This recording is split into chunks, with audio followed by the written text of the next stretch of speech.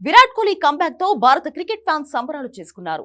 ఆస్ట్రేలియాతో మొదటి 2 వన్డేల్లో డకౌట్ అయిన విరాట్ కోహ్లీ సిడ్నీ వేదికగా జరిగిన ఆఖరి వన్డేలో మాత్రం 74 పరుగులతో నాట్అవుట్ గా నిలిచి స్ట్రాంగ్ కంబ్యాక్ ఇచ్చాడు. సిడ్నీ మ్యాచ్ లో విరాట్ కోహ్లీ ఎన్నో రికార్డులను బ్రేక్ చేశాడు. మరెన్నో రికార్డులను తన ఒక్కడికే సొంతమని నిరూపించాడు.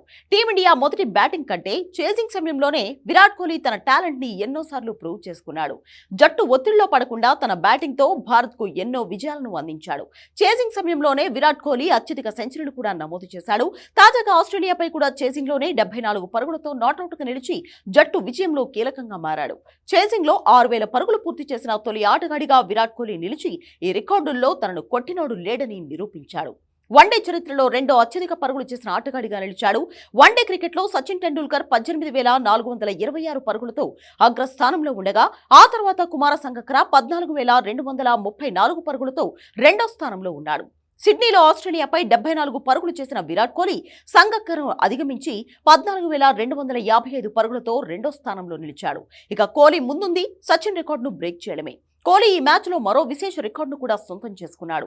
వన్డే టీ20 కలిపి పరిమిత ఓవర్ల అంతర్జాతీయ క్రికెట్లో అత్యధిక పరుగులు చేసిన ఆటగాడిగా నిలిచాడు. గతంలో సచిన్ టెండూల్కర్ టాప్ ప్లేస్ లో ఉండగా ఇప్పుడు సచిన్ ను దాటేశాడు. ఇదిలా ఉంటే సిడ్నీలోని ఈ ఇన్నింగ్స్ కోహ్లీకి మరొక ప్రపంచ రికార్డును తెచ్చిపెట్టింది. వన్డే రన్ చేసింగ్లలో 50+ స్కోర్లు చేసిన రికార్డులో కూడా ఆయన సచిన్ ను అధిగమించాడు. ఇప్పటి వరకు కోహ్లీ 70 సార్లు 50 లేదా అంతకంటే ఎక్కువ పరుగులు చేసి భారత్ కు విజయాలు అందించాడు. సచిన్ టెండూల్కర్ 69 సార్లు 50+ స్కోర్స్ చేశాడు. ఇలా విరాట్ కోహ్లీ ఆసీస్ లో ఆడిన ఒకే ఒక మ్యాచ్ తో ఎన్నో రికార్డులు బ్రేక్ అయ్యాయి.